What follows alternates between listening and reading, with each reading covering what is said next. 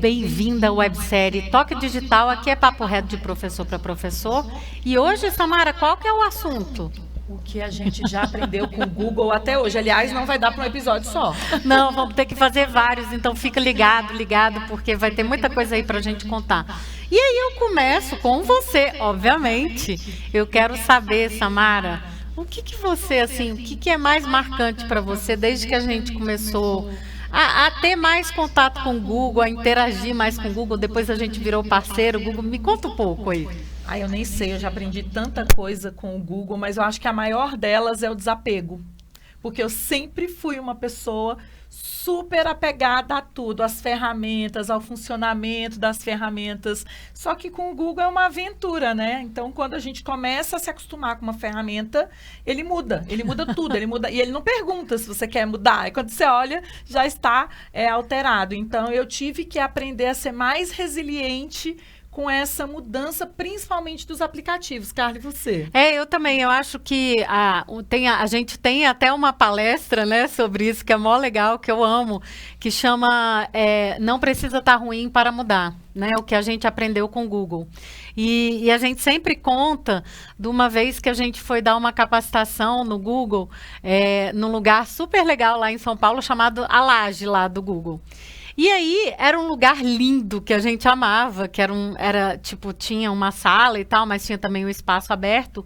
E naquele dia, a gente não podia atrasar o final do evento, porque quando a gente saísse de lá, eles iam quebrar tudo. E eu fiquei em estado de choque. Como assim quebrar tudo? O lugar é maravilhoso, estava tudo arrumadinho, não tinha nada quebrado, nada destruído. E aí foi que eu entendi que não precisa estar ruim para mudar. Na verdade, aí quando a gente foi lá depois, a gente estranha, né? Porque, poxa, você está acostumado com um jeito, com um jeito de fazer, de ser, o visual. Só que aí depois você começa a ver que, poxa, tem vantagem sim. Então, essa coisa do desapego em relação a qualquer projeto, aplicativo, eu acho que é realmente uma mentalidade do Google de que não precisa estar ruim para mudar. E é sempre com olhar no usuário, né, Samara? Eu acho que a grande coisa aí é sempre pensando assim, o que eu posso fazer para melhorar para o usuário? E a gente, depois que começou a trabalhar com o Google, a gente teve um olhar cada vez mais apurado para isso, né, Sams? Eu concordo e eu, inclusive, apliquei em casa esses dias essa ideia, Carla, porque você também não precisa derrubar tudo, como o Google fez, para mudar. Olha o que a gente fez.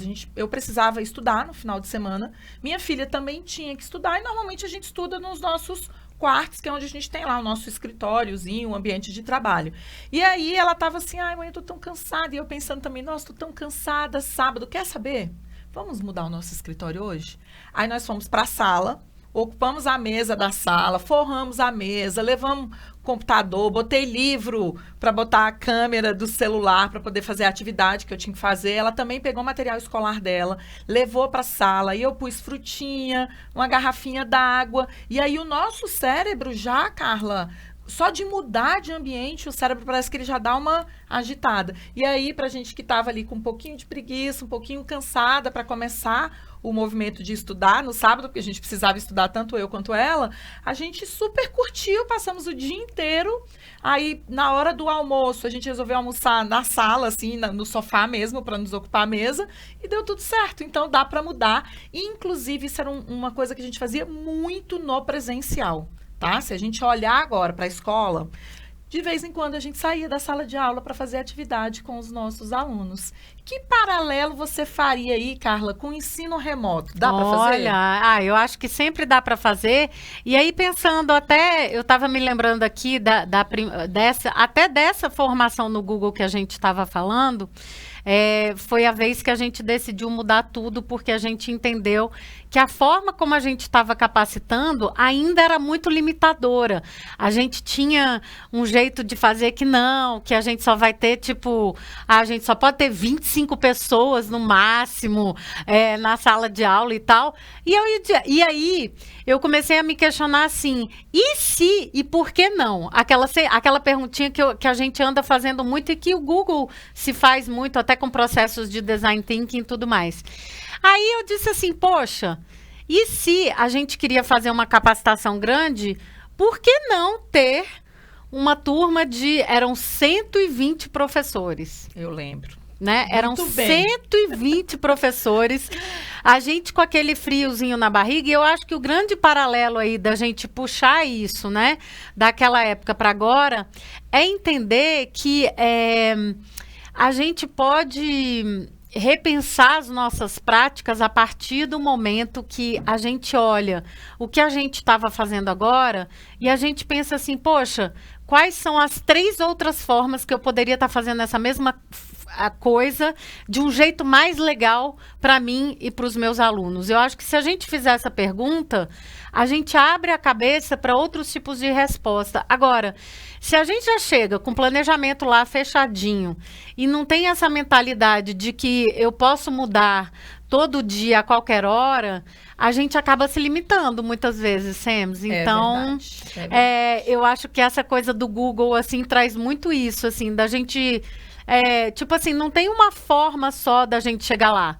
Então, como que a gente pode fazer? E tem mais, com as parcerias que a gente tem também. Então, uma outra coisa que eu aprendi no Google e que foi muito importante ao longo do tempo é o seguinte: o Google ele tem uma mentalidade de que, assim, os pontos estratégicos que são essenciais que ele, como empresa, faça, o Google faz. Então, a parte estratégica, aí ele tem um time muito fera para fazer aquilo que é estratégico e ele faz. Tudo que pode ser o que a gente diz outsourced, quer dizer, terceirizado, ele terceiriza. Ele não fica nada no operacional que ele não precisa ficar. Então, ele entende que parcerias é muito mais poderoso do que se ele tentasse fazer por conta própria. E eu acho que se a gente também fizer essa transposição, Sems, para a nossa realidade de sala de aula, isso também é muito poderoso. Porque, por exemplo, poxa, será que sou eu que sempre tenho que dar aula? Por que eu não posso convidar um amigo meu para vir para minha aula, para fazer uma aula diferente? Uhum. Por que eu não posso ter convidados? Por que eu não posso ter autores? Por que eu não posso ter cientistas? Que é sempre você que tem que fazer a chamada? Será que você não pode combinar com os alunos quem é que vai ficar responsável pela chamada cada semana?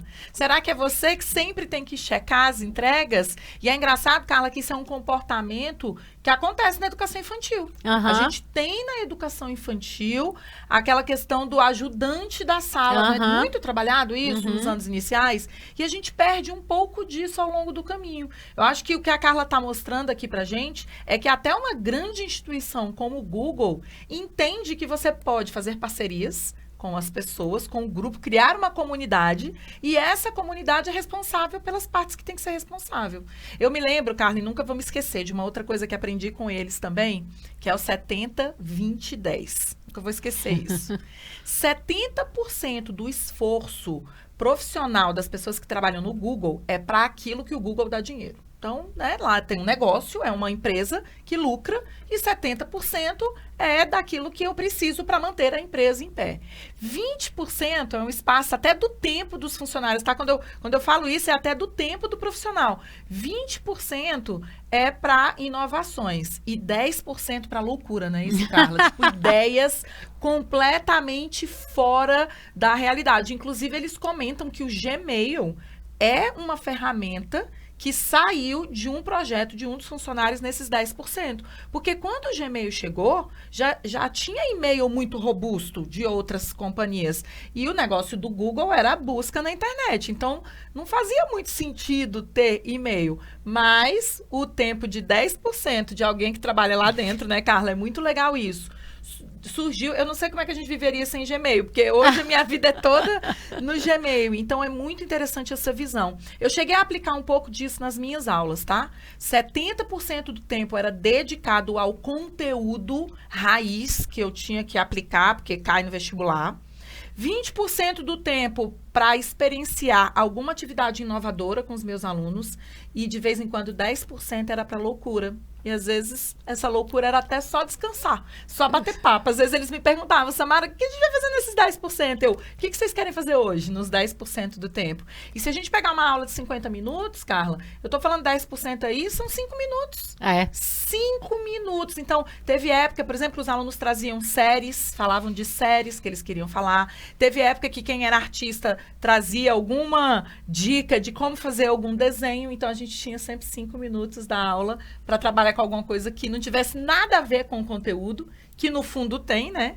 Porque a gente está criando os vínculos aqui emocionais com o conteúdo e super funcionou. Sempre que eu tive liberdade para fazer, eu fiz o 70-20-10. Eu acho que tem ainda 10 mil coisas para a gente falar, Sams, e olha, eu acho que você vai ter que esperar por outras oportunidades aí do Toque Digital, porque a gente quer trazer ainda mais coisa para você do que a gente vem aprendendo, e são coisas bem interessantes, assim, que a gente pode levar para o nosso dia a dia, que o Google nos ensina, que a equipe do Google nos ensina e que pode trazer, enfim, talvez mais leveza, um jeito diferente de fazer as coisas, uma nova perspectiva, porque não é à toa que eles estão onde eles estão. Então fica ligado porque tem mais para a próxima. Tchau, tchau.